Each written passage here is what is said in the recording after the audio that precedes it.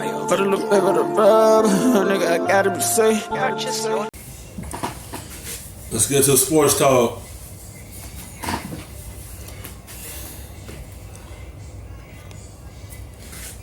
We like to play small sample size theater with the numbers a little bit. So what do you hear?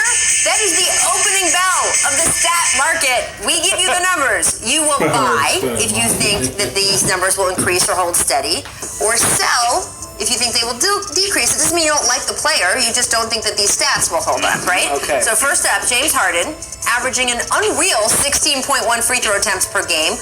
Only Wilt Chamberlain has ever averaged more for a season, and that was the year he averaged 50 points a game.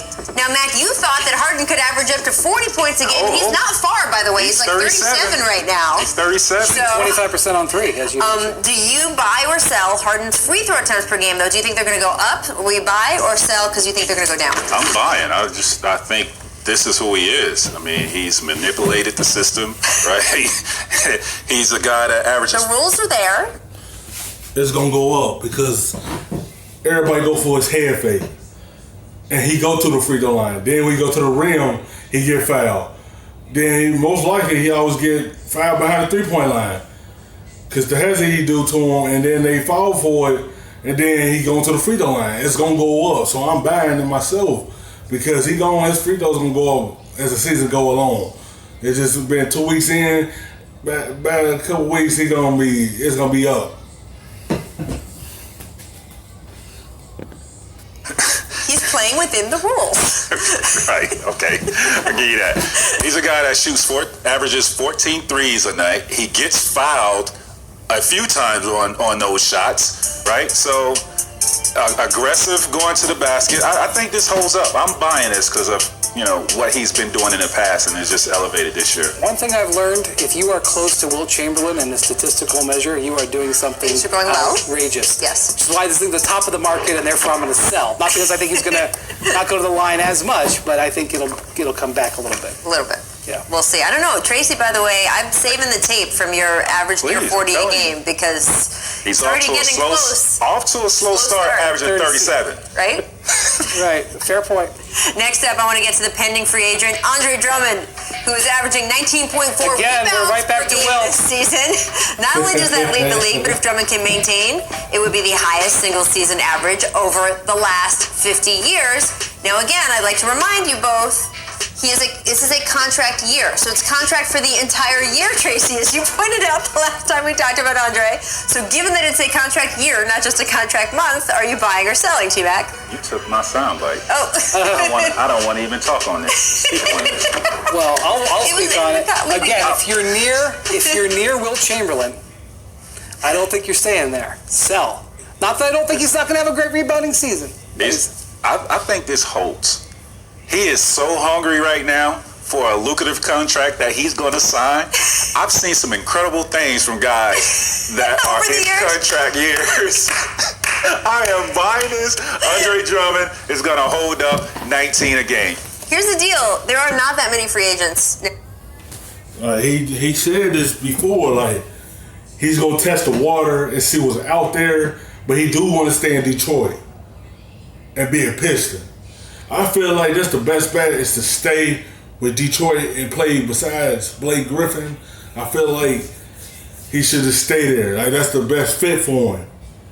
If he do leave, a team gonna want him because he can rebound the basketball and protect the rim.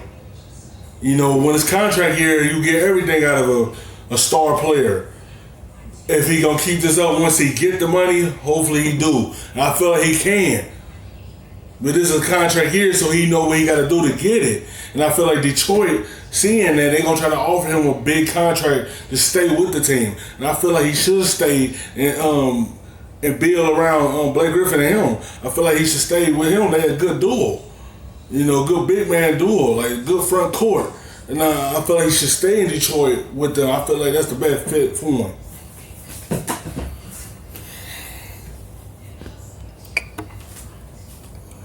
The summer of 2020 is not the summer of 2019. And so if he can put himself with good numbers and if you have a team that needs to show its fans, we got a good free agent. Wilt Chamberlain. Wilt Chamberlain, that's all I'm going to say. I want to move on to Malcolm Brogdon, who trails only LeBron James in assists per game at the moment. His previous career high was 4.2 assists per game. So 9.7, that is a huge jump. He's, of course, playing in a new system on a new team, though. So, Mac, do you buy or sell Brogdon's assists per game? I think this is going to tell off. I'm selling this one. And the only reason is because Oladipo is not playing yet. And I think, his production is going to tail it down a little bit when he comes back. So Yeah, Brogdon is off to a spectacular start to the season. There was a lot of people who weren't sure about that contract. He is playing up to it so far, but 9.5 assists a game. that's a lot. Wilt had a season where he averaged. But he's playing up to it. And I feel like that's a big loss for Milwaukee. That's a good pickup for the Pacers. One Depot come back and be along with him, the Pacers are going to be a solid team this year. Because they got a good point guard on that team. Brogdon, he got that money because of this. Because what he could showcase on that court, and that's why he got the big money this offseason from the Pacers. And I feel like once they star player back and Victor Oladipo, that team is going to be good. They already good without him there, but imagine when he come there and be beside Brogdon.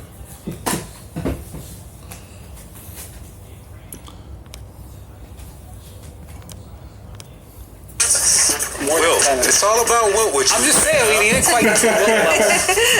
Do you see Brogdon, though? I mean, I feel like he has developed. We thought he was good last year. We thought it was questionable that the Bucks let him go. We thought it was weird the way the Bucks and Pacers did that deal with the offer sheet, not having an offer sheet, but we won't get into all that again. Do you see him continuing to develop, though? Do you think that his ceiling's even higher? I kind of thought he was great last year. I kind of thought that was who he was because, he's a little bit older. He had a long career at Virginia. But obviously, one of the things that the Pacers have done very well under this current front office is pro player personnel, where they go and see other players elsewhere and bring them in, and they play better for them. And they seem to have done that. When you have a major role for a team and you're able to accomplish 50, 40, 90, that tells me that you're pretty damn good. Yep, absolutely. Former Rookie of the Year, although, again, I think Joel and we're not going to get into that discussion yet again either. I wanted to get into Karl Anthony Towns' discussion because he's making 4.5 threes per game, most of any player to play in. It's so amazing. How many did Wilt make? Minimum 4 games played. That's our minimum right now at this point in the season. He's never averaged more than 4.6 3-point attempts per game previously. So this is up. Do you buy or sell Brian Catt's threes made per game under Coach Ryan Saunders? Okay, I have out of the terms of the game, I have to sell because I don't think he's going to hit quite this many. However, he is now playing a much more modern style. Yes. Under Ryan Saunders as opposed to Tom Thibodeau. And so, therefore, he's going to shoot a lot of threes. I don't know if he's going to make 4 a night, but he's going to have a lot of nights where he does make 4. I hope he doesn't shoot a lot of threes. I mean, the kid is so talented. Yeah, he's making them right now, but I think in order for them to, for them to elevate to a level where they can be. I feel like he got the touch outside the three-point line. I feel like he should play in and out. That'd be a good combination for him. Sometimes go inside the paint and play bully ball. Then they go outside the three-point lane and hit a couple threes. Like, he can stretch the floor. That's what they want the centers to do in this era. And he could do that, but I don't want him to shoot so much. Do inside out and play like a real big man. Like, when you need to shoot the three, shoot it. If you're open, shoot it. But if you got somebody little on you, go to the paint. Even though you ain't got nobody little on you, play like a big man, go to the paint and play bully ball.